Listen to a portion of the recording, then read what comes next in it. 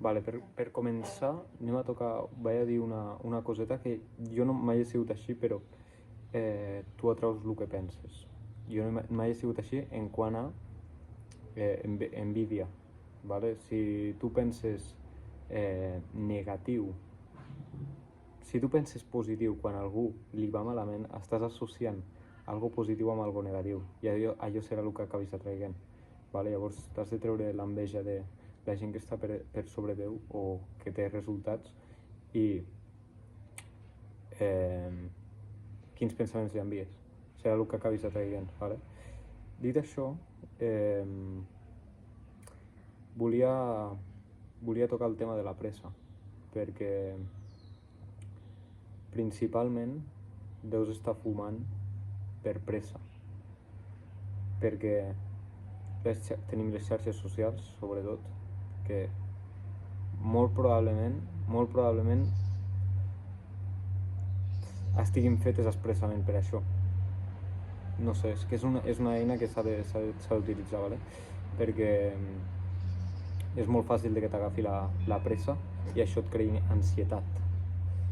I la trauràs escoltant el teu temps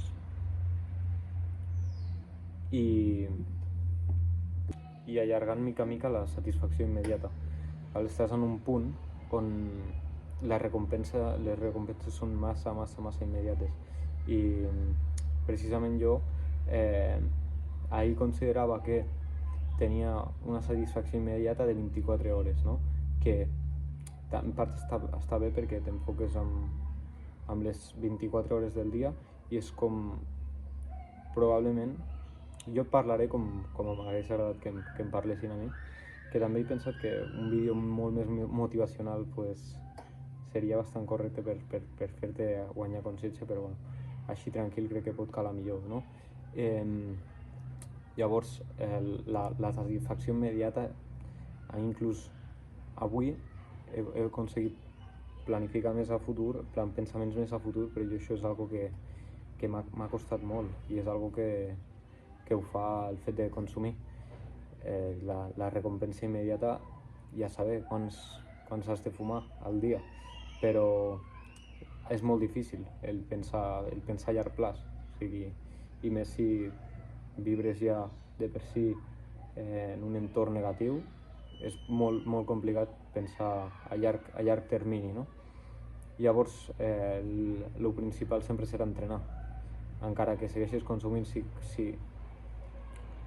Si trobes el teu moment de quan deixar-ho, perquè probablement estiguis procrastinant el fet de canviar un hàbit t'identifica com a persona, i els hàbits són qui ets tu ara com a persona, arrel dels teus pensaments. Quan canvies els teus pensaments, canvies els teus hàbits, i aquests et transformen com a persona. Llavors, això serà una reprogramació completa, i de res servirà que deixis un hàbit seguint mantenint els mateixos pensaments, primera perquè tornaràs a caure, i segona que l'objectiu llavors ja és una transformació, la transformació que estàs procrastinant perquè saps que és dolorosa. Enfrontar-te diàriament als teus objectius i metes és dolorós. Jo estic patint cada dia, però és quan disfrutaràs, quan sàpiguis que t'estàs convertint en aquella persona valenta, que de patir patiràs igual, però els que som conscients preferim patir ara per després tindre un patiment menor, tindre uns majors resultats, tindre una major pau que hagi valgut la pena. Per això treballem ara, i per això hem pres acció ara, vale?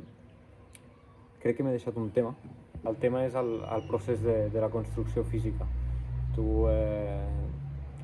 Jo recomano començar com vaig començar, estiraments, perquè no tens elasticitat d'un dia per l'altre. Llavors així t'adaptes a que la vida té uns ritmes i et deixes d'una mica tot el soroll al que estem ficats. Incloeixo, òbviament, el soroll de les xarxes socials, el soroll de missatges per tot arreu, de que cada setmana surt de festa,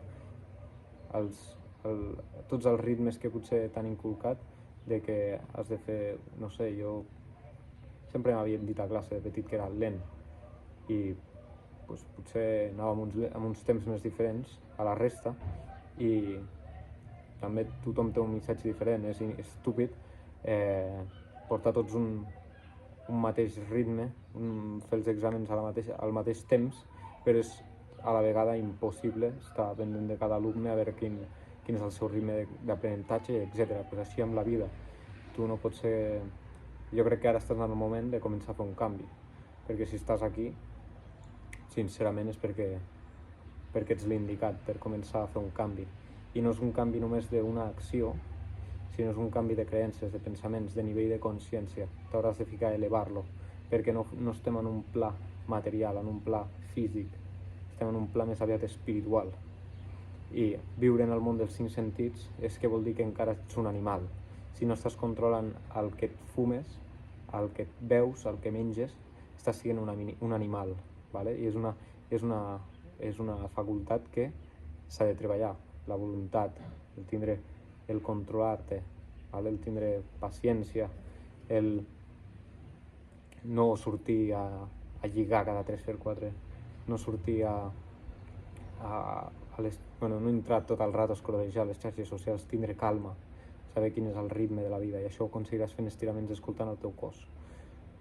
I evidentment després amb l'entrenament, però clar, si el teu nivell de disciplina probablement sigui nul, perquè l'únic que saps fer és enrolar-te un canuto i tindràs satisfacció immediata per després ficar-te a menjar, penses a molt curt termini i és molt difícil pensar a llarg plaç en el punt al que estàs, però ho aconseguiràs. Si estàs aquí és perquè saps que ho aconseguiràs i has de començar a escoltar informació, ¿vale? Has de formar-te sobre els hàbits, has d'entendre els hàbits, com funcionen, per allunyar uns i incorporar uns altres, ¿vale? T'has de donar compte també de que estàs patint una addicció. Has de ser conscient de que ets un animal, de que no controles. Has d'agafar consciència, ¿vale? I el punt superclau del vídeo, minuts 7 i 20. La cosa és que probablement tinguis pressa perquè no tens uns resultats o trobes que tardaràs molt a agafar uns resultats. Quan vas al casino et surt bé la jugada, llavors ja, vinga, boom de dopamina, i funciones per pics de dopamina, però saps què? Que el teu nivell d'ingressos no superarà el teu nivell de creixement personal, i els problemes que tinguis ara... Com deixar la marihuana? Deixant l'ansietat. L'ansietat la deixaràs sense la pressa, i la pressa ve de tot el soroll. Elimina el soroll, elimina els problemes que tindràs ara, perquè no seràs una persona amb majors ingressos, amb un major nivell de vida, sense la capacitat de solucionar els problemes que tens ara. O sigui, centra't en els problemes que tens ara i no pensis tant en el futur, perquè al futur no arribaràs en aquell futur sense solucionar lo d'ara. Això és una manera d'estar present i centrar-te en els problemes que tens ara. Vídeo molt sincer, molt clar, vídeo per estudiar i vídeo per aplicar. Ens veiem a la pròxima.